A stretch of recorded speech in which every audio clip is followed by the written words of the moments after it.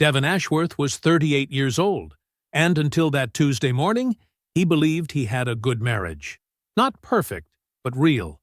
He was a facilities operations manager who worked overtime without complaint, loved without keeping score, and had just secured a home equity line to fully fund his wife Patrice's dream business. He arrived at her hospital room with her favorite flowers, birds of paradise, rehearsing how he'd deliver the news. The door was slightly open. Voices inside. He raised his hand to knock, and then he heard it. His wife's voice, unguarded, telling her best friend that she loved him like a cousin, harmless and familiar, that she'd been planning her exit for 2 years, that what she needed from Devon wasn't love. It was his credit score and his silence. He stood completely still in that hallway. He did not drop the flowers. He did not make a sound. And in that moment, Devon Ashworth made a decision that Patrice never saw coming. Before we jump into the story, comment where in the world you are watching from and subscribe, because tomorrow's story is one you need to hear. The birds of paradise were Patrice's favorite.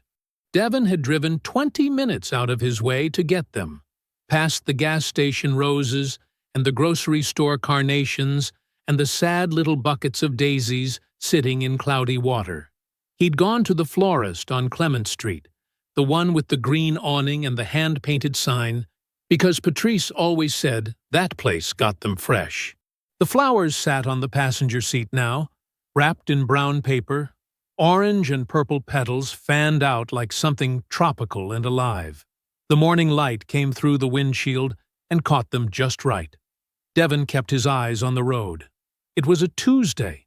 He'd been at work by 6, handled a ventilation issue in the east wing of the warehouse, approved 2 maintenance schedules, and fielded a call from a parts supplier who always called too early and talked too long. By 9, he had everything covered and handed the morning off to his assistant coordinator, Marcus, who was good and getting better. Take care of your people, and they'll take care of the work. His father had told him that. Devon believed it. He merged onto the highway and let the traffic carry him. Patrice had been admitted Sunday night. The appendix, sudden, sharp, no warning. She'd called him from the kitchen floor, voice tight. And Devon had been in the car before she finished the sentence. He'd held her hand through intake, sat in the waiting room for 3 hours, slept in the chair beside her bed until the nurses said she was stable, and told him, gently but firmly, that he should go home and rest. He didn't sleep when he got home. He lay on top of the covers in his work clothes and stared at the ceiling and thought about her face when the pain was bad, the way she'd squeezed his fingers without looking at him, like she needed the grip more than the comfort. He'd showered, changed, gone to work. He was good at forward motion, always had been. Now he was almost there, and he had something to tell her. Something he'd been sitting on for a week because the timing hadn't felt right. The home equity line had come through, approved for enough to cover the full launch of her event planning company, the website, the branding, the seed capital for the first 3 events.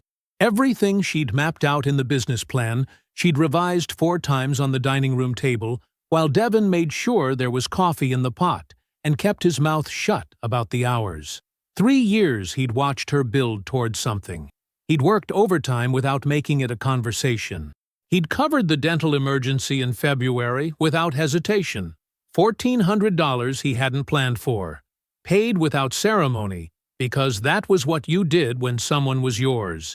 He'd never kept score. That wasn't who he was. He'd rehearsed telling her about the equity line. Not because he needed the words to be perfect, but because he wanted them to be right. Wanted her face to know he'd done this on purpose, that it wasn't luck, that he'd wanted this for her. He thought maybe she'd cry a little. Patrice didn't cry often, and when she did, it was always quiet, just her eyes going soft before she pulled herself back together. He was looking forward to seeing that. The hospital came into view. Devon pulled into the visitor's lot, cut the engine, and sat for a moment with his hands on the wheel. The flowers leaned against the seat beside him. He picked them up carefully. The third floor was quiet, the way hospitals always were mid-morning. The rush of early rounds finished, the hum of machines steady and low, the hallway smelling faintly of antiseptic and recycled air. Devon nodded at a nurse he recognized from Sunday night. She smiled back. Room 314 was at the end of the corridor. He walked the way he always walked, unhurried, solid, like a man who knew where he was going and wasn't in a rush to prove it.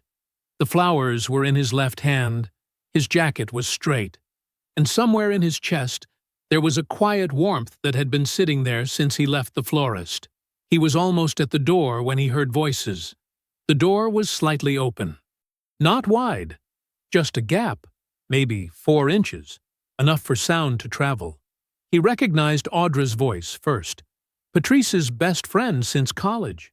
She was laughing at something, the way Audra always laughed, a little too easily. Devon slowed. He didn't want to interrupt. He stood just to the side of the door frame, flowers at his side, and raised his hand to knock. Then he heard Patrice's voice, and the words came through the gap clearly. Too clearly to mishear, too specific to explain away. Devon's hand stayed in the air. He did not knock. Devon did not move. His hand was still raised, still aimed at the door. The knuckles never made contact. Patrice's voice was different when she didn't know anyone was listening. Looser. The careful warmth she carried in public was gone, and what was underneath it was something Devon had never heard before. Light, almost bored, like she was describing a problem she'd already solved. "I love Devon," she was saying. "I do, but it's like, you know how you love a cousin? Familiar, harmless. You're glad he exists, but you're not exactly choosing him." Audra said something low. Devon couldn't catch it. I know. Patrice's voice again, a small laugh trailing behind it. "I should have left 2 years ago. I almost did. But the business wasn't ready, and I wasn't ready, and you know how it is. Timing is everything." Devon lowered his hand slowly. He pressed his back against the wall beside the door frame. The flowers hung at his side. "He's a good man," Audra said, louder this time. Devon heard it clearly. "He is." Patrice didn't miss a beat. "He is absolutely a good man. He is also the best investment I ever made." A pause. "That equity line is almost finalized. Once the business launches, and I've got 12 months of revenue under me, I'm gone. Clean. I've already thought through most of it." The hallway was empty in both directions. A monitor beeped somewhere down the corridor. The fluorescent lights buzzed at a frequency Devon had never noticed before. "You've really thought about this," Audra said. She wasn't pushing back. She was catching up. "I've been thinking about it for 3 years. Simple. Easy. The way someone talks about a plan that's already finished in their mind. Like the thing is done, and the world just hasn't caught up yet." Then, Trent asked about me. Devon's jaw tightened. Trent Fairfax. Patrice said the name the way people say names that mean something to them, soft at the edges, a little careful. "We had lunch last month. He drove up from Charlotte. It was—" She let the sentence breathe. "It was like no time had passed. You know how it is when someone just gets you?" Audra's voice again, quieter. "Patrice, I know." The dismissal was gentle, but absolute. "I know what you're going to say. But what Trent and I have is real. It was real in college, and it's real now. I've spent 5 years pretending otherwise, and I'm tired of it. He's married to you, Patrice." Audra's voice had a tremor in it now. "Devon, he works himself half to death for you. You know that." A soft sound. Maybe Patrice shifting in the bed. Maybe a shrug. "Good men are everywhere, Audra." Flat. Certain. The tone of someone who had thought through every possible objection and found them all manageable. "What I need right now is his credit score and his silence. That's it. That's all I need from him. And when the time comes, I'll handle it cleanly. He'll be fine. Men like Devon always land on their feet." Devon stood with his back against the wall. He was not shaking. He noticed that. He'd half expected to be some physical response to match the size of what he was hearing, but his hands were still. His breathing was even. The flowers were just flowers, orange and purple and carefully chosen, and he held them at his side like they weighed nothing at all. He stood there for another moment. Then he turned and walked back down the hallway. Not fast, not slow. The same pace he'd come in with, steady and even. The walk of a man who knew where he was going. He passed the nurse's station. He passed the door of a room where a television was playing.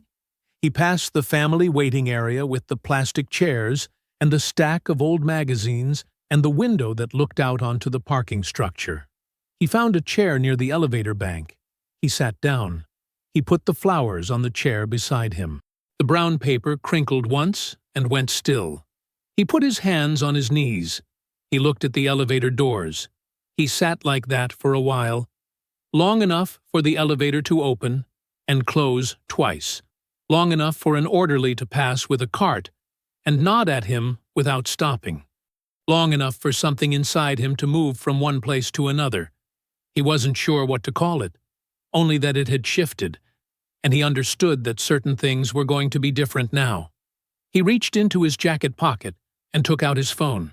He opened his messages. He scrolled to Kwame Ose's name. He typed one line. "I need to see you tomorrow. Your office." He pressed send. He put the phone back in his pocket. He sat for another moment. Then he stood up, straightened his jacket, and picked up the flowers. He carried them back down the hall toward room 314. He knocked. He waited. When Patrice said, "Come in," Devon opened the door and smiled at her. "Hey," he said. "How are you feeling?" He held out the flowers. Devon stayed 2 hours. He sat in the chair beside Patrice's bed, the one with the thin cushion and the metal armrests, and he was everything she expected him to be. Attentive, warm. He refilled her water cup without being asked. He laughed at the right moments. When she reached for his hand, he gave it. The flowers went into a plastic pitcher on the windowsill. The nurses didn't have a proper vase. The birds of paradise looked too vivid against the white walls, too alive for that room. Devon didn't look at them again. Audra left 20 minutes after he arrived. She had hugged Patrice carefully, avoiding the surgical site, and then turned to Devon with a smile that didn't quite reach her eyes. He returned it with one that did. "She needs her rest," Audra said to Devon, like a warning dressed up as consideration. "She'll get it," Devon said. "I'll make sure." He slept in their bed that night with 5 inches between them, which was normal.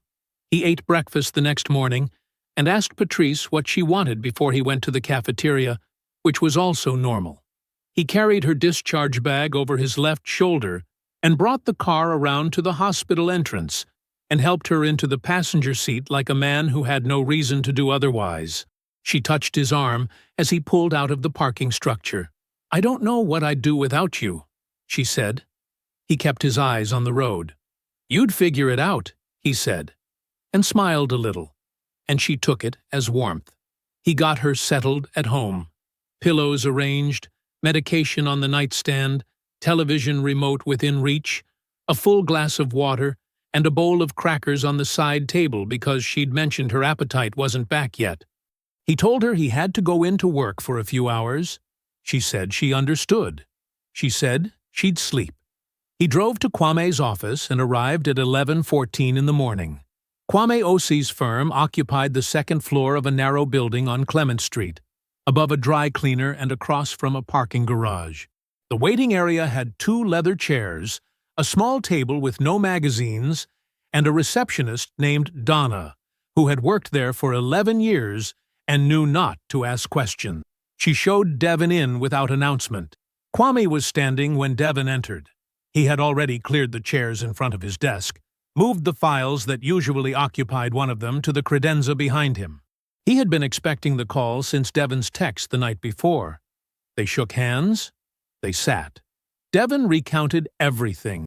He did it the same way he did everything, methodically, from the beginning, without editorializing. He told Kwame where he'd parked. He told Kwame what he was carrying. He told Kwame the exact moment he'd stopped walking. And then he said what Patrice said, almost verbatim, including the pauses, including the laugh. Kwame listened without interrupting. His expression did not change. He had a yellow legal pad in front of him and a pen in his hand. And he wrote nothing down during the telling, only after it was finished. "How long ago was the lunch with Trent Fairfax?" he asked. "She said last month." Kwame wrote something. Then he set his pen down flat on the pad. "There's something you need to know," he said. "I've been trying to decide for a while whether it was my place to tell you." He looked at Devon directly. 6 months ago, Patrice contacted a family law attorney, a colleague of mine. Different firm. No conflict with my practice. She was exploring her options. The consultation was confidential, but the fact of the inquiry isn't. My colleague mentioned it in passing without details. The name came up in a context that made it register. Devon held Kwame's gaze. "She's been planning this," Kwame said. He said it plainly, without softening it. "This isn't a feeling that got out of hand. It's a project." A beat passed. Then another. "How long has she been building it, do you think?" Devon asked. "Based on what you've told me? At least 2 years of intention." "Probably longer." Devon nodded once. He looked at the window. Then he looked back at Kwame. "I need to understand the full picture before I do anything. Financially. Legally. I need to know what I'm looking at." "Then we start with documentation," Kwame said. "Joint accounts, individual accounts, any business expenses you've covered, the equity line application, everything. I need a timeline and I need receipts wherever you can get them." Devon took out his phone and opened his notes. He was already making a list. He made dinner that evening. Chicken soup, her idea, his execution.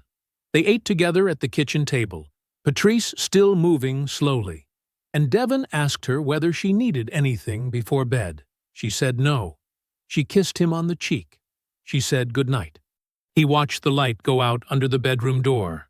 Then he sat back down at the kitchen table in the dark. He did not turn the light on. He reached across to the counter where he kept a legal pad for grocery lists and household notes. And he pulled it toward him, and he clicked his pen. He began to write. Devon was up at 5:30. He folded the legal pad in half and slid it into the bottom of his work bag, beneath his spare charger and the dog-eared copy of a facilities manual he hadn't opened in 2 months. Then he washed his hands at the kitchen sink, dried them on the dish towel, and started the coffee. By the time Patrice stirred, the eggs were done, and the toast was warm and the orange juice was poured. He heard her moving slowly down the hallway, the careful shuffle of someone still tender around the midsection, and he had a plate waiting at her spot before she reached the kitchen doorway. "You didn't have to do this," she said. "I know," he said. He set a fork down beside the plate. "How's the pain this morning?" "Better." She lowered herself into the chair gently. One hand braced on the table. "Maybe a 5. Take the ibuprofen with breakfast." "Not on an empty stomach?" "Yes, doctor," she said, and smiled at him. He smiled back. He was very good at it. She slept a lot those first few days. That was expected.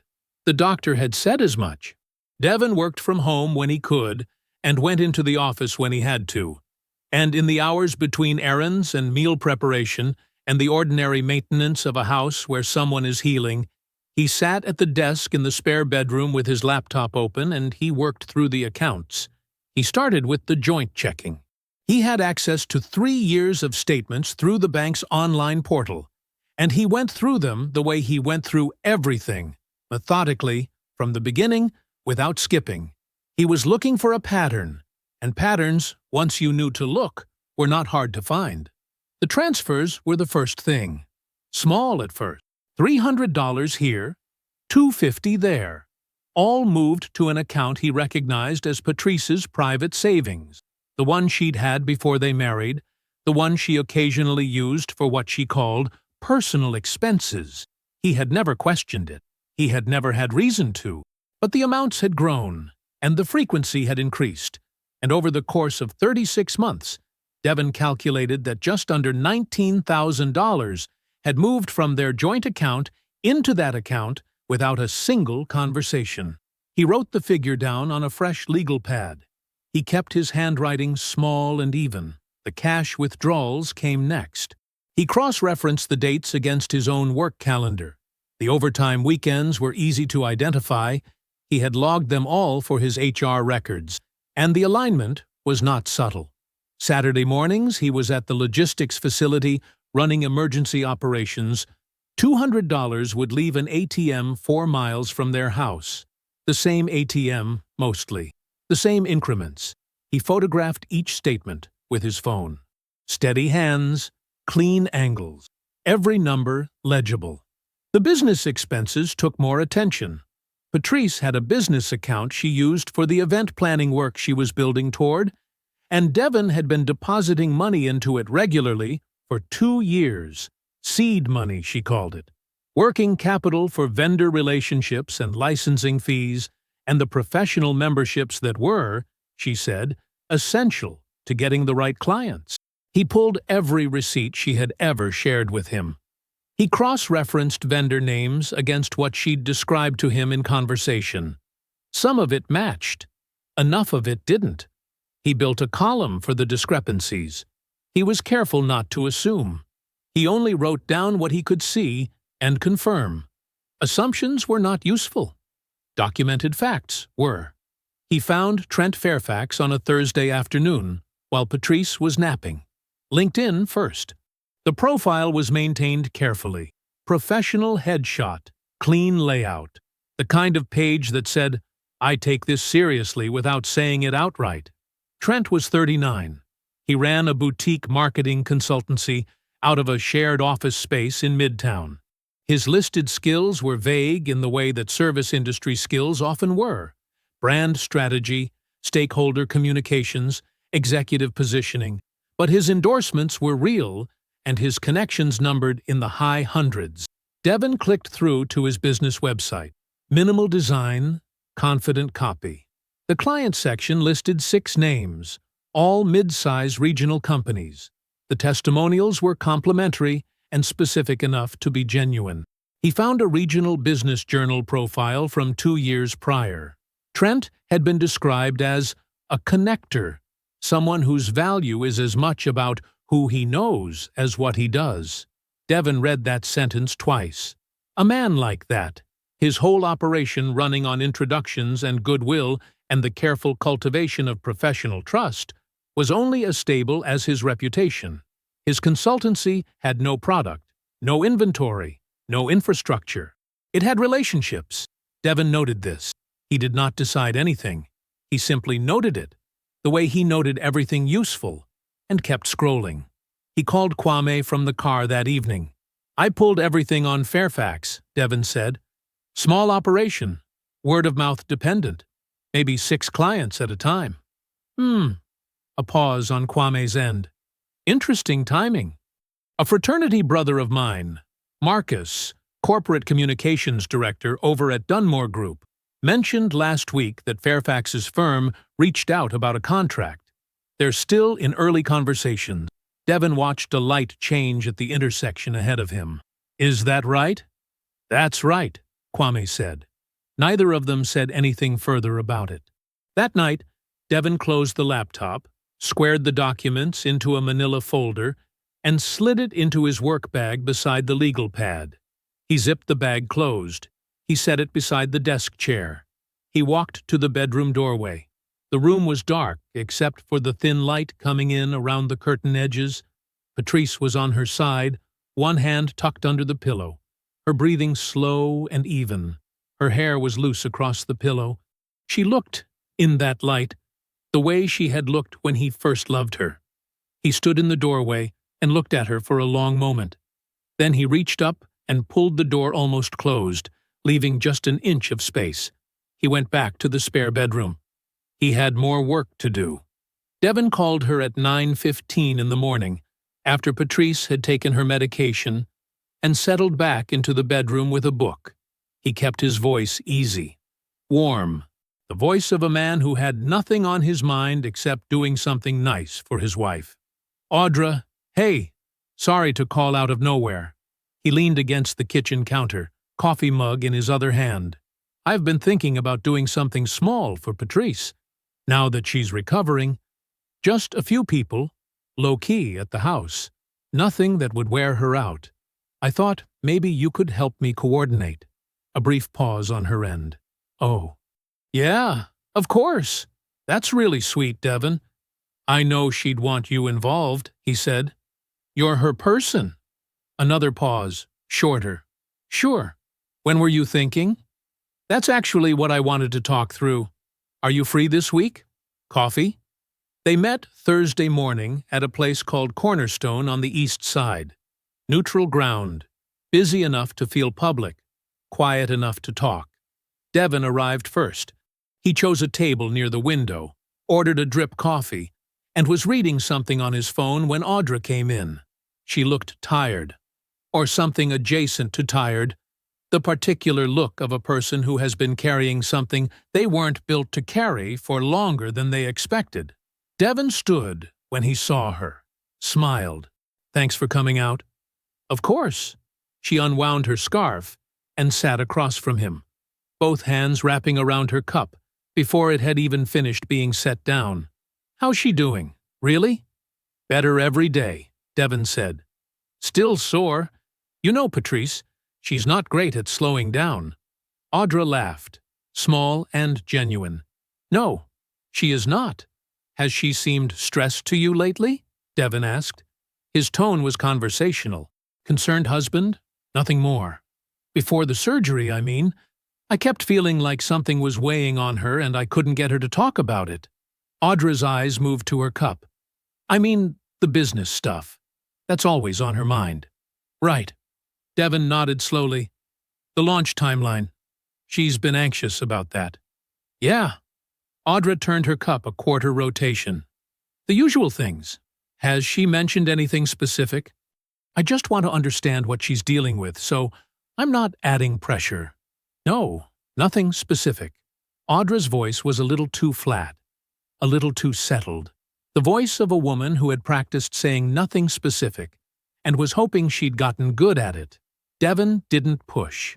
He just nodded again, thoughtful, and let the silence sit for a beat before steering them toward venues and guest lists and whether Patrice would prefer afternoon or evening. He was pleasant and practical, and completely unrevealing. And by the time they were 40 minutes in, Audra had visibly relaxed, her shoulders down from her ears, her hands loose around the cup instead of gripping it. She thought she had gotten through it. Devon let her think that.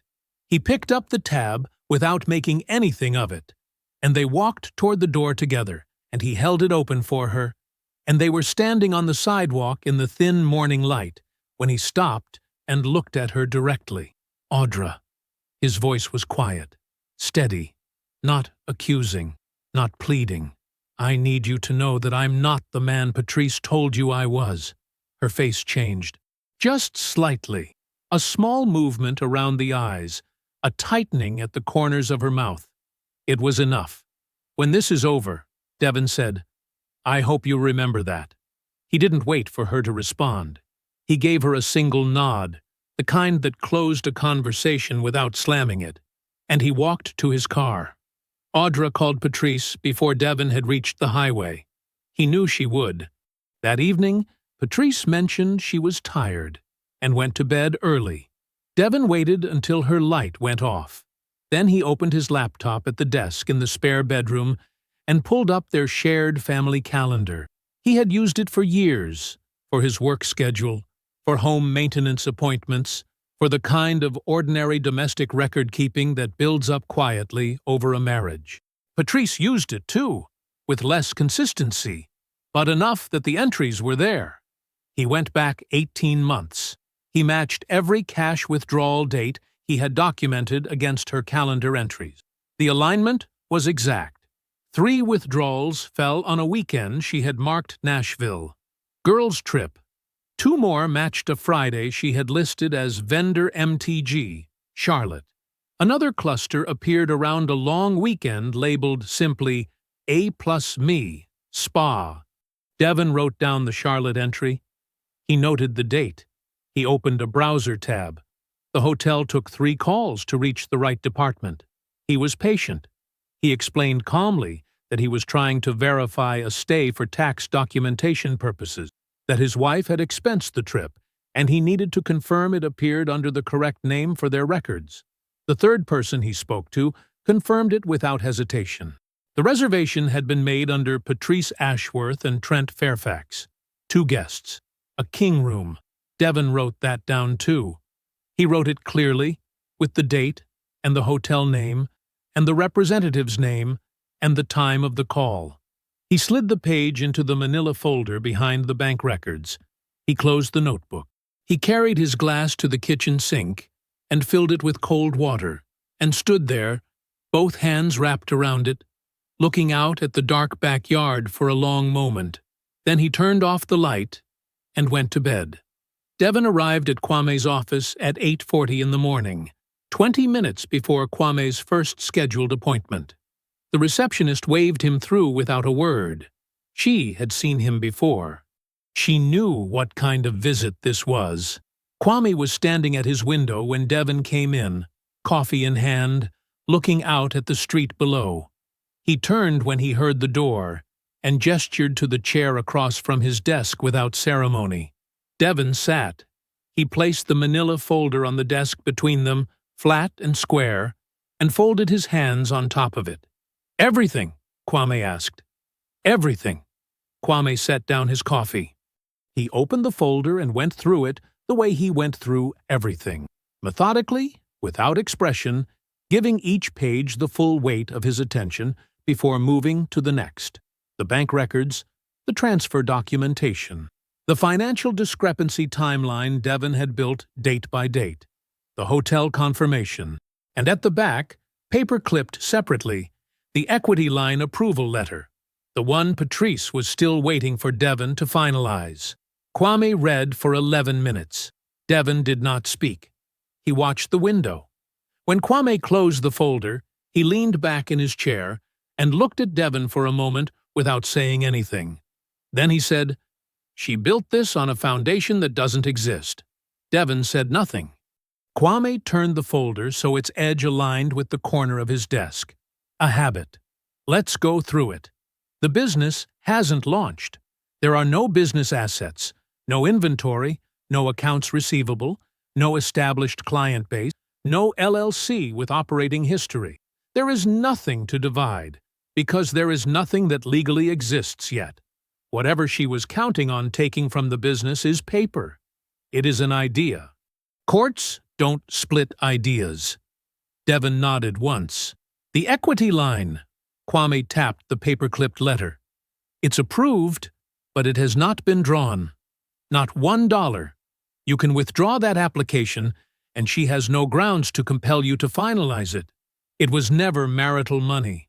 It was potential marital debt that you chose not to take on. That choice is entirely yours to make. I already called the lender, Devon said. Not yet. But I know what I'm doing. Kwame accepted this without comment. The account transfers. The ones into the private account.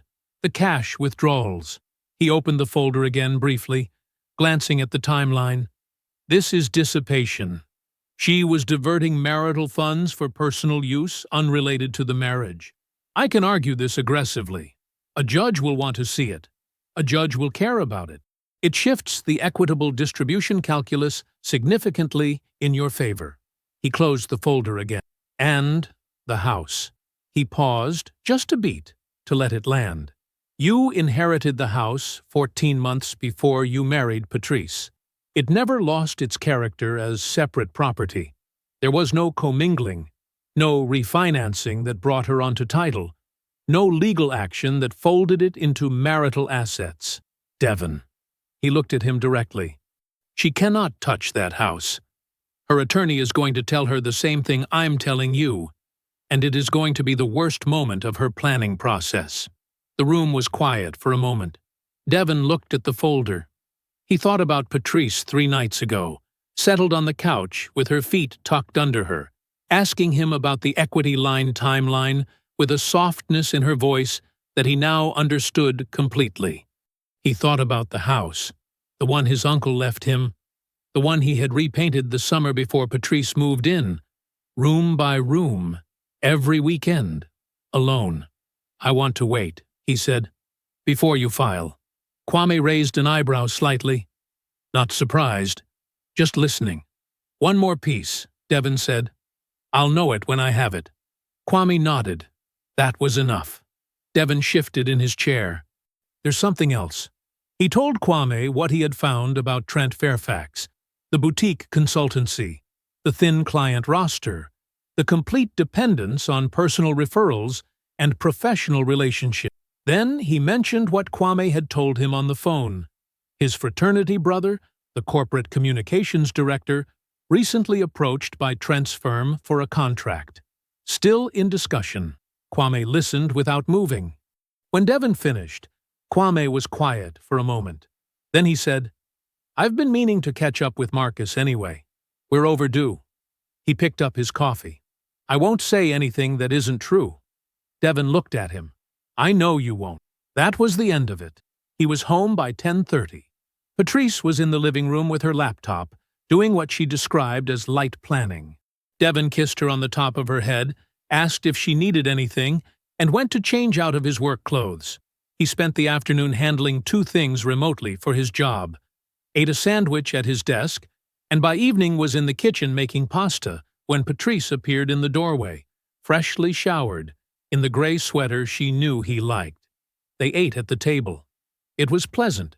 She asked about his day. He asked about hers. Toward the end of the meal, she mentioned, casually, that she had been thinking about the business timeline. Spring was the ideal window, she said. If the equity paperwork moved forward in the next few weeks, Devon set down his fork. "I actually need a few more days with it," he said. "Some of the terms. I want to read through everything carefully before I sign." Patrice smiled. Warm, patient. The smile of a woman who had nothing to worry about. "Of course," she said. "There's no rush." The call came at 7:52 in the morning. Devon was at the kitchen counter, coffee in hand, watching the backyard through the window. A neighbor's dog was cutting across the far edge of the grass. Unhurried. Like it owned the place. His phone buzzed against the counter. He glanced at the screen. Brianna. He picked it up on the second ring. "Hey, Bree." Her voice was not right. It was controlled in the way that voices get when someone has been working hard to make them sound normal and hasn't quite gotten there. "Devon, hey. I'm sorry for calling so early." "You're fine," he said. "What's going on?" A short pause. Just long enough. "I need to see you. Can we meet somewhere? Not your house, not Mom's." Another beat. "Somewhere just neutral." Devon set his coffee mug down. He kept his voice easy. "Yeah, of course. When? Today?" Her voice dipped slightly on the word, like she'd been holding it. "If that works." "It works," he said. "Name a place." She chose a diner on the east side of town, the kind that had been there for 30 years and decorated like it. Vinyl booths worn soft at the edges, coffee that came without being asked. Devon arrived first. He picked a booth near the back, away from the windows, and ordered 2 coffees. He sat with his hands around his mug and waited. Brianna came in 7 minutes later. She was Devon's height exactly, with Patrice's same sharp cheekbones, but none of Patrice's composure. Her eyes were red at the rims. She had clearly slept badly, if at all. She slid into the booth across from him and wrapped her hands around the coffee mug before she said a word. Devon waited. "I was at Mom's on Sunday," she started. "Patrice was there for a couple of hours in the afternoon. She left before dinner." Brianna stared into her mug. She forgot to close out a thread on the shared tablet, the one Mom keeps on the kitchen counter. She looked up at him. "I wasn't snooping. I just picked it up to change the music." "I believe you," Devon said simply. Brianna exhaled, like she had needed to hear that. It was a message thread between Patrice and— She stopped, pressed her lips together. Between her and someone named Trent. Devon nodded, slow and easy, giving her room. I didn't read all of it. I didn't want to. Brianna's jaw tightened. But I read enough. She set the mug down. Devon, this has been going on for a long time. Almost 3 years, from what I could tell. The dates on some of those messages— She shook her head. She's been planning this. She told him the business was the last step. That once it launched and she had her own money, she was done. She made it sound like you were just something she was finishing up. Devon said nothing. He kept his face still. Trent thinks she's choosing him, Brianna said. He talks about it like it's already decided. Like they're already together, and you're just the last formality. She looked genuinely sick saying it. Devon picked up his coffee, took a slow sip, set it back down. There's more. Brianna's voice dropped. She's already told Mom and Aunt Carolyn and Aunt Denise. She watched his face. She's been telling them for months that the marriage hasn't been working, that you're closed off, that you never made her feel like a priority. Brianna's mouth pressed into a hard line. She told them she's been unhappy for years, and she's finally ready to do what's best for herself. The diner hummed quietly around them. Plates and low voices and the hiss of something on a flat-top grill. Devon thought about Patrice's mother, a woman he had always treated with genuine respect, who hugged him at every family gathering, who had called him on his birthday for 3 years running. He thought about what it would look like, walking into that family without knowing what was already waiting there for him. The portrait Patrice had been painting, stroke by careful stroke. She's been managing it, he said. Not a question. Brianna nodded. She's good at that. The silence held for a moment. Brianna. Devon looked at her directly. I need you to hear me. Whatever happens next, none of it touches you. You have my word on that. Brianna's eyes filled. She didn't try to hide it. She's my sister, she said. I didn't come here to blow up her life. I just couldn't. She stopped. Tried again. You're a good man, Devon. You didn't deserve any of this. Devon looked at her. Something moved behind his eyes. Brief, and then still. I know, he said. That's why I'm handling it. He walked her to her car. He waited until she pulled out of the lot. Then he got into his own car, started the engine, and sat for exactly 10 seconds before he picked up his phone and called Kwame. Kwame answered on the second ring. We have everything, Devon said. Pull the equity line application. I'll call the lender myself tomorrow. Devon called the lender at 8:15 the next morning, standing at the kitchen counter in the same spot he'd been standing when Brianna called the day before. Patrice was still asleep. The house was quiet except for the coffee maker finishing its cycle. The loan officer picked up on the third ring. Her name was Sandra. Devon had spoken with her twice before, once during the initial application, once during approval. She had a warm, professional voice, and remembered his name. Mr. Ashworth, good morning. What can I help you with? I need to withdraw the application, Devon said. The equity line. I've had a change in financial circumstances, and I won't be moving forward. A brief pause, the sound of keys. Of course. I can process that this morning. Is there anything we can do to— No, Devon said, politely, completely. I appreciate everything. I just need it closed out. Understood. You'll receive a standard confirmation letter within a few business days. That's fine, Devon said. Thank you, Sandra. He hung up, poured his coffee, went and got ready for work. He said nothing to Patrice that day. He said nothing the next day either. He came home on time both evenings, asked about her recovery, ate dinner across from her, and listened to her talk about vendor calls she'd made and a color palette she was finalizing for a client proposal. She was animated when she talked about the business. Genuinely.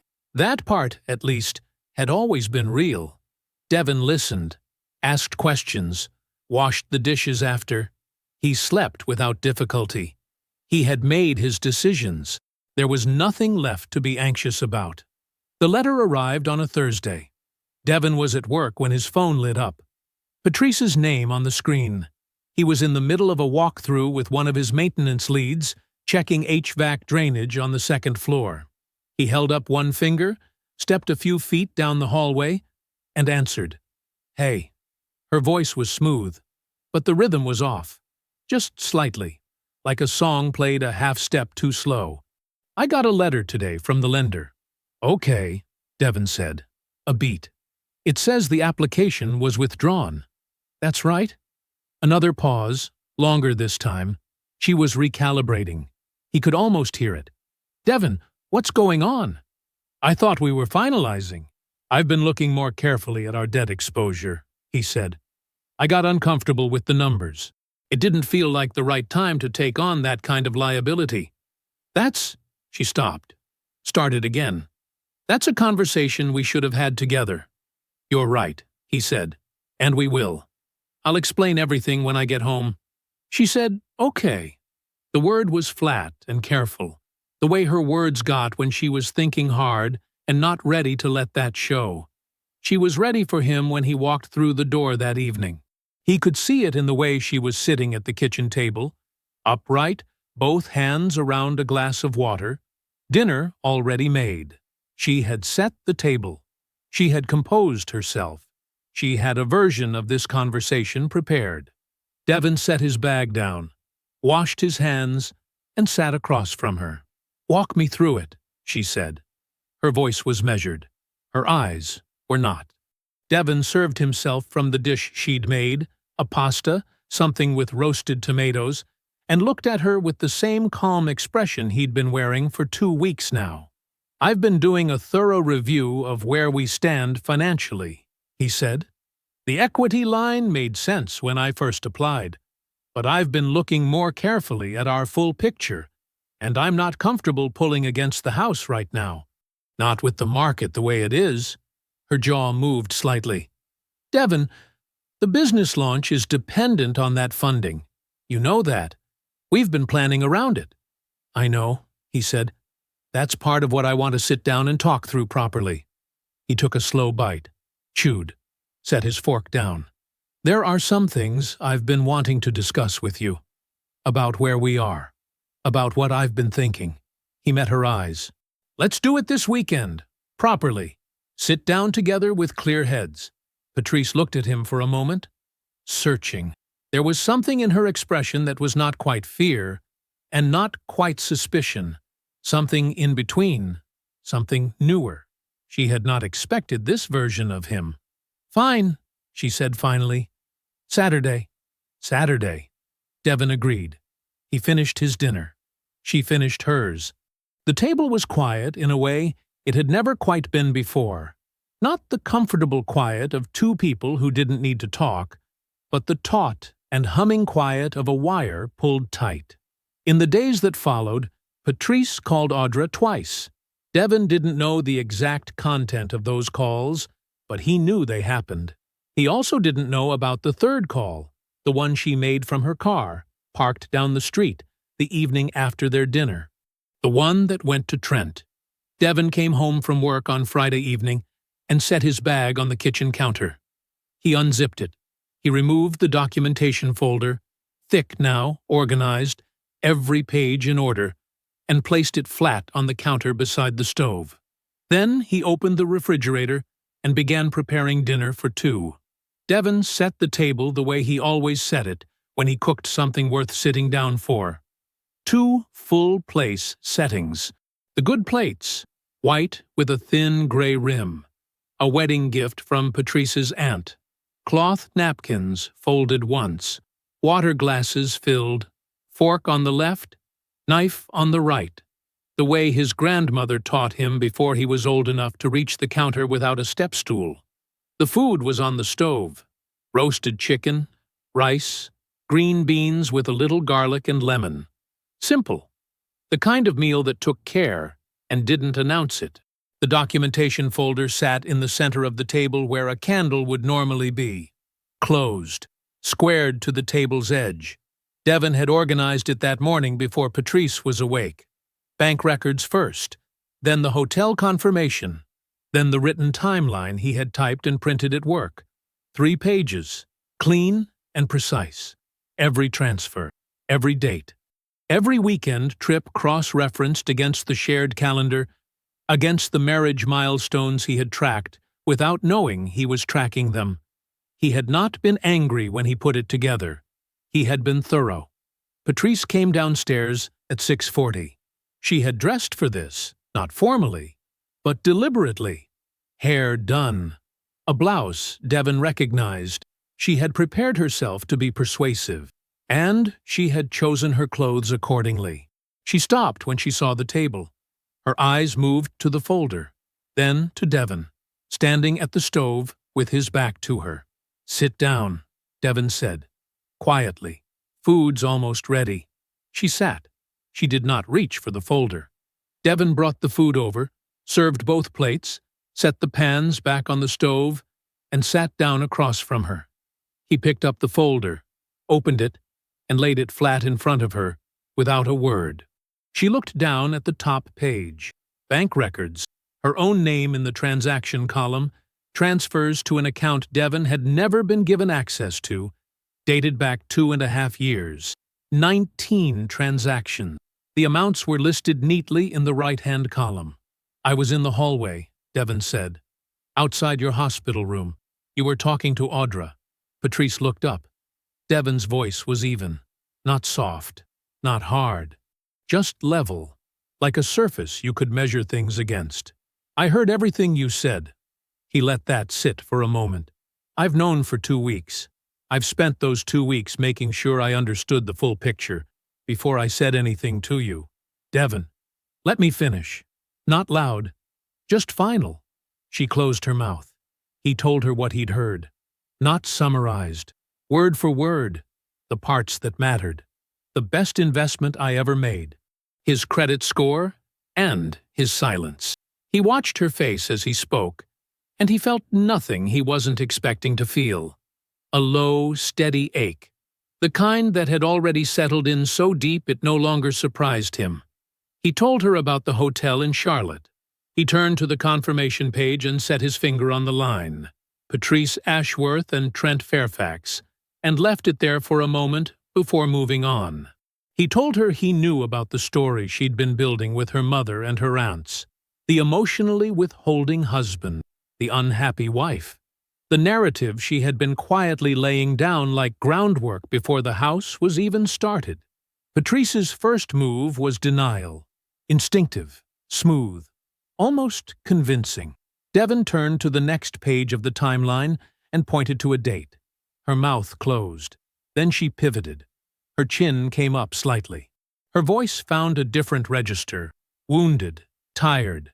The register of someone who had been waiting to be heard. "You want to talk about this marriage? Devon, I have been unhappy." "I know you have," Devon said.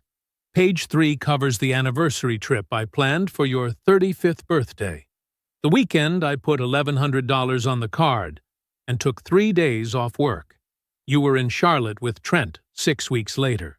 He turned to the page. "The dates are there." Her mouth stayed open for a moment. Nothing came out. Devon set his hands flat on the table. "Here are 3 things I need you to hear clearly." He said them the way he had rehearsed them. Not for effect, but because precision mattered, and he had earned the right to be precise. "Kwame Osei has been retained. He will file this week." A pause. "The house is separate property.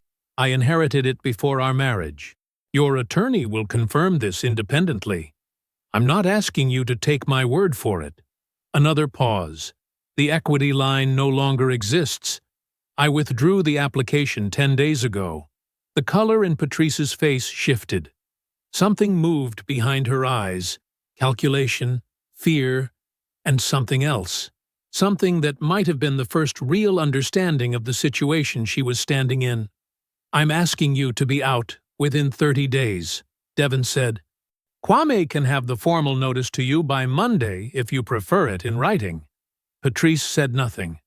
For the first time since Devon had known her, she had nothing arranged and ready. Devon picked up his fork and turned his attention to his plate. The chicken was good. The rice had come out right. He ate. Patrice left the table without a word some time before he finished. He heard her footsteps on the stairs. A door closing, not quite a slam, somewhere between punctuation and collapse. Devon sat alone in the kitchen. The overhead light was warm. The house was still. He finished what was on his plate, folded his napkin, and carried both dishes to the sink. He ran the water warm, added a little soap, and washed his plate and his glass, slowly, the way he did when there was no particular reason to hurry. Then he washed hers, too. 3 days after the dinner, Patrice called a family gathering. Devon found out through Brianna, a short text, 7 words. She called a meeting. Sunday. Mom's house. No punctuation. No explanation needed. He texted back, "I'll be there." The drive to Patrice's mother's house took 22 minutes. Devon made it in silence. No music. Windows up. The neighborhood was the kind of quiet that came from people living carefully. Trimmed lawns, clean driveways, flower beds that got attention. He had driven this road dozens of times, brought casseroles here, helped move furniture, fixed a leaking bathroom faucet one Saturday afternoon while Patrice and her mother sat in the kitchen and talked. He parked at the curb. He checked his phone once, confirmed what he needed was there, and got out of the car. The living room was arranged the way it always was for anything that mattered. Patrice's mother, Gloria, sat in her chair near the window. 2 aunts on the couch, Delia and Margaret. Brianna sat in the armchair near the hallway, apart from the others, her hands folded in her lap. She did not look up when Devon came in. Patrice stood near the fireplace. She had dressed carefully again. She had the posture of someone who had rehearsed. Devon greeted Gloria first. He shook her hand and held it a moment. He nodded to the aunts. He took the open chair near the door and sat with his hands resting on his knees, and he waited. Patrice spoke. Her voice was measured, warm, carrying just the right weight of sadness, the tone of a reasonable woman doing a hard thing. She talked about incompatibility, about 2 people who wanted different things, about years of trying. She used words like drift and distance and mutual. She did not say Trent's name. She did not say anything that wasn't technically deniable. Her mother nodded slowly, the way mothers do when they've already been told the story and are watching it confirmed. Devon listened without expression. He let her finish completely. When the room went quiet, and Gloria looked at him, expecting perhaps an argument or an apology or nothing at all, Devon reached into his jacket pocket and took out his phone. He found the voicemail. He pressed play and set the phone on the coffee table. Patrice's voice filled the room. She was laughing, light and easy, the way she laughed when she didn't know anyone was measuring her. She was talking to Trent. His name said the way you say the name of someone you've been thinking about all day. Making plans. A specific hotel. A specific date. A tone in her voice that had nothing to do with drift or distance or mutual incompatibility. 28 seconds. Devon had timed it. He picked the phone up and put it back in his pocket. The room was completely still. Aunt Delia had her hand pressed flat against her collarbone. Margaret was looking at the carpet. Gloria's expression had not moved, but something behind it had shifted. The slow, heavy movement of a belief being revised. Brianna stared at the floor. Her jaw was tight. She did not look at her sister. Patrice's mouth had opened slightly. She closed it. Devon looked at Gloria directly. He spoke the way he always spoke to her, with respect, without performance. "I'm not here to cause harm," he said. "I came because a lie was going to stand in this room, and I couldn't allow that. Not here. Not with you." He paused. "I love this family. That part was always real. I need you to know that, too." He stood up, buttoned his jacket, and thanked Gloria for her home. He left without looking at Patrice. He called Kwame from the car. 2 words: file it. The week that followed moved the way Devon had expected it to. Kwame's fraternity brother, the corporate communications director who had been close to signing with Trent's consultancy, had a conversation with Kwame. Nothing fabricated, just honest contact, offered calmly, about who Trent Fairfax was and how he operated. The director decided the relationship felt complicated. He passed. 2 other referrals went quiet the same week. The way these things go when word travels through professional circles, not loudly, but efficiently, like water finding its level. Trent texted Devon on a Thursday. The message was short and poorly aimed, part olive branch, part territorial signal. He suggested a meeting, man to man. Devon read it once, set his phone down, and did not think about it again until Sunday evening, when he picked up his phone and typed, "I know exactly what this situation is. I don't meet with men who conduct themselves the way you do." He sent it and went to bed. Trent called Patrice. Devon did not know exactly what was said, only that Brianna described the call later in 4 words.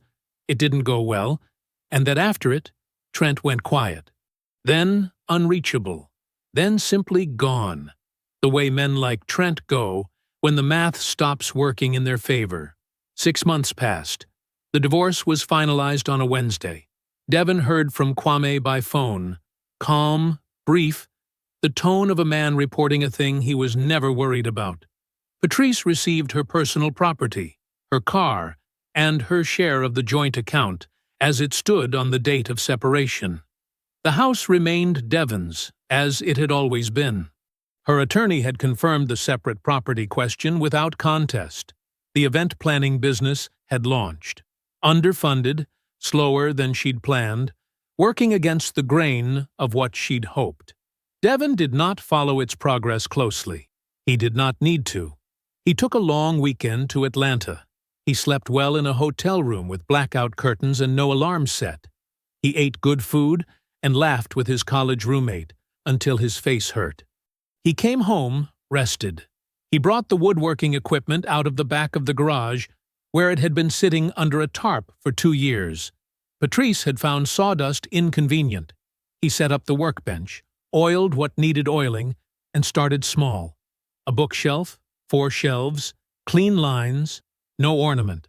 On a Saturday morning in early spring, Devon was in the garage, music playing low through the small Bluetooth speaker on the shelf. The air smelled like cut wood and motor oil. He was fitting the second shelf into its dado joint, checking the angle, adjusting by fractions. His phone lit up on the workbench. An unknown number. Devon glanced at it. He let it ring. He picked up his tool and kept building. I hope you enjoyed that one. Be sure to like the video and subscribe so you don't miss the next story. I've picked out 2 more for you that I think you'll really like.